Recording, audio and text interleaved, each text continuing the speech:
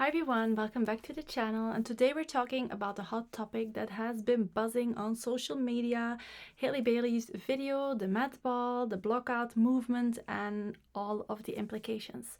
So let's begin with the beginning. So the Met Ball is one of the most glamorous and exclusive events of the year, where there's a lot of celebrities, famous people that go there. They pay $75,000 for a ticket to attend, and they wear the most beautiful or strange or impressive garments, and people have every year criticized it or they loved it and given their thoughts about the clothing. But this year there was something different. Hailey Bailey, she was there at the Met Ball to cover the events, and she was wearing this dress with the flowers and everything, and she had this soundbite from Marie Antoinette, "Let them eat cake." Let them eat cake. Here, take the bomb. That was an interesting choice by your marketing and PR team. They finally said let them eat cake out loud. You might have just unlocked the rage of millions of people, and I would suggest looking into how that story ends. Now, for those who don't know what that means, it's been said that Marie Antoinette said this. It's not completely sure, but basically the connotation is that her population was starving. She was a ruler in France. They were starving, they didn't have bread to eat, so she showed her huge disconnect by saying, then let them eat cake. If they don't have bread, let them eat cake. Showing the disconnect between kind of the elite who were fine and then the starving population, and not really understanding at all their circumstances. So this sparked a wave of criticism. It was kind of highlighting the lifestyle and the events of the elite, and then comparing that to the life struggles of normal everyday people or people in war situations in this world. Also, people giving references to the Hunger Games, because a lot of the outfits kind of looked eerily similar to those in the Hunger Games, where it's almost like they got together and decided which character they were gonna emulate. So it was very like a crazy contrast to see that.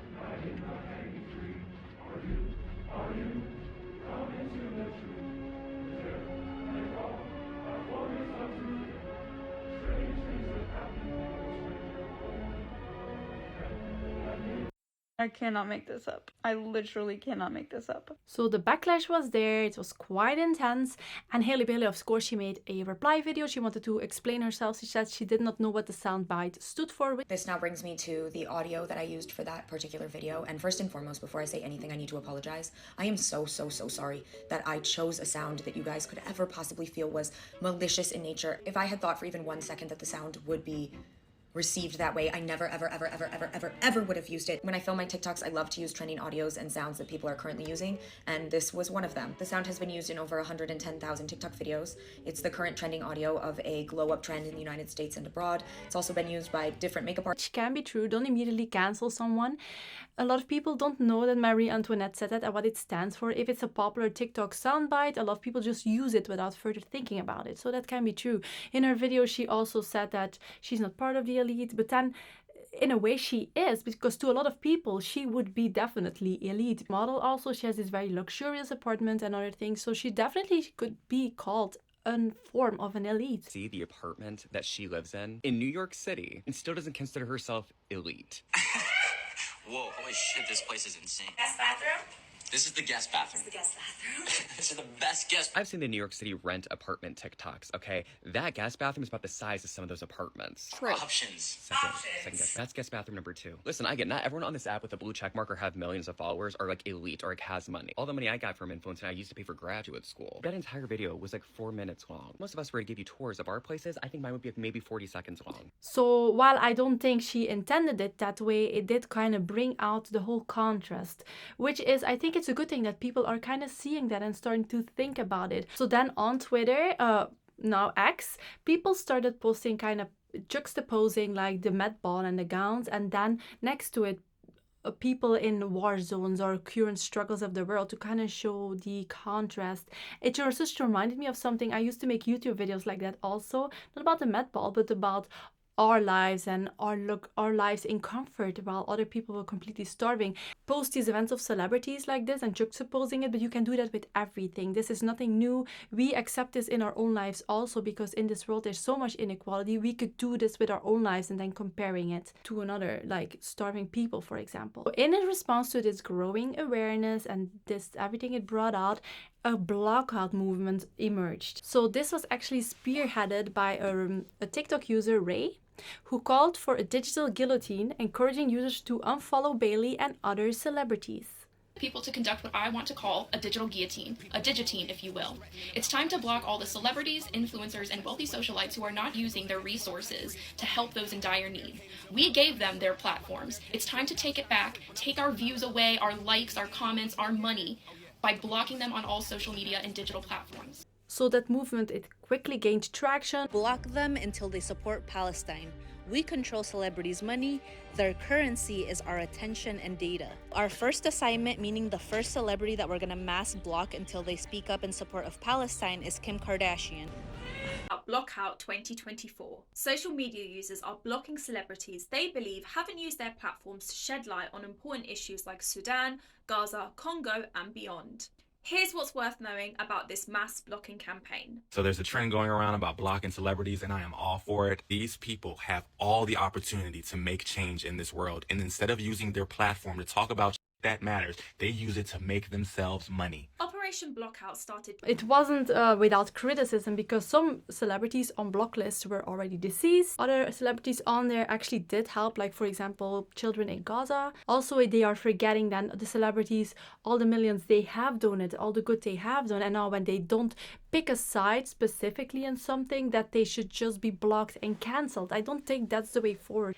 I think it fails also to understand the complexities of each individual, where they're coming from, what they have donated in the past or how they have contributed, what they have spoken out. Many did not do their due diligence. They just block without really verifying things as well. They just block this, okay, and they just go on and block everybody without really considering who those people are, what they have done, and why they might not be speaking out. It's often they're scared of being misinformed, not informed enough, and then being criticized because of that. If you're a celebrity, definitely you are more open to that also, and it's not easy to deal with that, and they might even be advised to not do that, not really be blatantly saying things, especially if they don't know much about it. So this situation, it just raises important questions, and I think this can be brought down from a macro to a micro level, from a bigger, like celebrities only speaking out about something I want them to speak out about. Can't force people, even if they're celebrities, you cannot force them. But also towards us as people, we are also in a privileged position, as I said before, towards so many other struggles in this world, and we are often also not speaking up about that. Should we also be cancelled? We could cast a stone to ourselves. It's like in the Bible they say, Jesus says, he who is without sin cast the first stone. I don't think any of us can cast that stone, because we have all done something like that. Exactly. I think it's good to bring it out and talk about it, but outright blocking people from not talking about something you want them to, or the way you want them to do it, is not a way to go. You have to learn to love each other, and within that is opening dialogue and trying to see where people are coming from, and then in that way trying to raise awareness, or doing things yourself, starting events yourselves to kind of bring awareness about it. Also, forcing people to talk about something they aren't sure about, they are misinformed about, or not informed enough about. A lot of fake, insincere gestures that mean nothing really. Also, this also brought me about the topic of how celebrities are losing their shine. It seemed even royalty were seen as a little bit out of this world, and it was also because now we have social media. Everyone's typing on their phone, giving their opinions. The celebrities themselves, even royalty, is on social media sharing their opinions, and their humanness, opening them up for that criticism in a way that also increases their relatability, which is also, people love that as well, but it also opens them up for more criticism. And I think that is why there's less of a shine to celebrities and to royalty, because we realize they're just humans like us, and they can say wrong things or support the wrong thing that we think is the wrong thing. But in a way, we have to realize that we are all humans, and we need to start really loving each other more. This reminds me of something that someone said on Reddit as well, where they were thinking about the comparison with the Hunger Games, and the Hunger Games is actually based on real life. You can see many similarities, but one girl said this: Bill lashed out at Madge in the books, The tesserae are just another tool to cause misery in our district, a way to plant hatred between the starving workers of the seam and those who can generally count on supper, and ensure we will never trust one another. It's to the capital's advantage to have us divided amongst ourselves. And that's exactly what is happening in this world. We have been constantly divided against each other, and we are also kind of participating in that. But I also know a lot of us have extremely busy lives. Like, I have 2 toddlers, I have 3 channels, I'm working on a skincare line and a poster store. My life is so filled, I have so little time to investigate anything else much in depth. And a lot of you are like that as well, where your life is filled. And when a world with so much information and so much corruption in it, trying to find the truth through all of that is so difficult. So I have empathy for people, even when they make the wrong decisions, even when they think what they do is right, but it's not. I still know it's often not their intention. So in a way, I feel for them also, because I've been in that place as well. You know, who of us hasn't? Okay, I was thinking more about all of this. And while I don't think you can force someone to speak about an issue, and it is not just about the whole Palestine issue in per se, I think a lot of people are just fed up with the general celebrities kind of sitting on their thrones and being kind of worshipped as that, just because they make sort of an entertainment.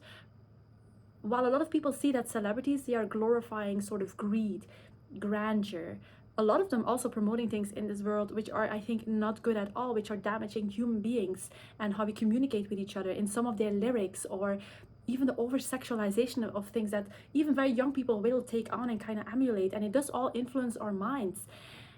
And I think it's good if we start kind of take that a little bit away from them, because the more clicks we give, even hate, love, it still earns you money online, you know? That's why they say even just when people commenting bad things, you're still earning ad revenue, but when you block, that's the end of that. So in that way, I do see the value of that, because we are giving them power through our attention, as if it's to kind of say in a digital way, then this matters, and they earn their money from that, you know, from our attention. And we have to determine what we want to give our attention to. Of course, that doesn't absolve us from being also critical towards ourselves. Many times we've turned a blind eye to many things in this world that needed our attention. Even things like, even animals in slaughterhouses. I know a lot of things are, very people are resistant to veganism and stuff. I've been vegan for over 20 years, and a lot of people find it even too hard to say no to just some meat on their plate, just because it's convenient to them and they like it in their mouth. But still, there's like pigs are as smart as dogs, and there's so many animals by the thousands being killed every day. There's just so many points, genocides that are happening. So at one point I was thinking, okay, just blocking them. I came from this perspective that they might be confused on who to support. Gaza, Israel, someone like Israel can defend themselves, and the other one like, oh yeah, but Gaza, their land was stolen from them, and they might not be sure where, like, what is right in this situation, because I don't think there is even a right in this situation. It's a war. The wrong is that kids are stuck in this and innocent people being killed. And people are finding a way to help because it breaks their heart and they want to do something about it. And they think this is a way to do it. And I get that in a way. Not everyone is honest with themselves either. Some are doing this to be seen as virtuous, or towards themselves, kind of feel like they are doing something good. But at the same way, ignoring many other things that they are doing. Like I said, we can juxtapose our own lives to other struggles in this world. So we have to be honest towards ourselves as well. But I do see this shift with celebrities not being idolized like they used to. And I think that's a good thing. Because look at what many celebrities, what they're projecting to the world, what they are promoting in this world. And is this what we need to kind of progress to a better world? A lot of things create more conflict, more, even if you are always sexualizing everything and ourselves, it's like, as human beings, we are so like responsive to that. We are sexual beings. And why do we want to do that? Especially when we have a partner, you know? I just think about all these things, and I was thinking about this further because I'm not someone who easily, like, I don't just follow something or make up my mind and be like, okay, this is the way it is now. I'm always further thinking, have I missed a point? Is my reasoning flawed? Because our brain is so flawed, like, I'm just trying to kind of find the truth in that. But then at first I was like, why blocking? Like, it's not gonna solve. Try talking to each other, try bringing awareness, start movements yourself, or A lot of these celebrities are just people, they're not psychopaths. Some might be, but not all of them. A lot of them have done so much good in the past. I was thinking also donated millions. Maybe that was just because to feel good for them about themselves. It could be. But then I was like, it might be a good shift to kind of show what we value and what we want in this world. But together with that, I should also be like, not force them to speak out how we want it to, but for them to really do their research and it coming from their heart. Not just being their charity, being a performance, you know, another performance to be accepted and then earn money again. It needs to come from their heart as well. And within that, also our own hearts, why we do these things, that it's not something false because everyone is doing this, we feel good about ourselves, that it's really something that we know about, that if they ask us questions, like we can answer the critical questions, and that we can also look at ourselves, okay, where in my life have I acted exactly like those celebrities? I could give examples of my own life. I mean, I sit in luxury also. Well, luxury, you know, I'm middle class. But you know, towards someone poor, I sit in luxury. And there are times where I could have spoken out, even for the animals where I didn't. But then I also have my reasons, because I know a lot of people are resistant and it's not the most effective way sometimes. So they have their reasons probably also why they spoke about something or not about something, you know? So as you see, I'm very conflicted about all of this, and I'm trying to find a way to structure and find what is the best way forward. And I think that's how we should be with each other also, to be more like that. Like I can delve into myself and in the world and try to find the truth without coming from a perspective of, I mean, being humble within all of that, because knowing that I'm flawed and I don't know a lot of things. And I always come from that perspective when I listen to people or when I talk about things. And I think that's what we also should do. And if it's really the best choice to make, that we can also explain, okay, this is why I think this is the right choice to make, why I did this. But also, if someone doesn't think so, to also listen to them and think if that's true, like investigate it without being defensive. I think that's something that we're often missing, where we often go into pure cancel culture. But I think this is an interesting thing. I'm sorry, I'm ranting. People might not like this video that much because it's a rant. But it is just because I found it very hard to have this one-lined opinion, because I have a lot of perspectives coming into my mind, which I try to, we always try to find what's right, you know, and we try to promote that and say this is right or that is right. But often case, I'm not quite sure if it's right. I try to say what's right, I try to do what's right, but I'm also knowing that I have a human brain that's flawed as fuck, so I'm gonna make mistakes. And if you think I'm wrong about something, please tell me, because I'm very open-minded. I can easily change my mind if I think and someone tells me something and I'm like, oh, they're right actually, you know. So yeah, just share what you think in the comment section about all of this, and I'll see you in my next video.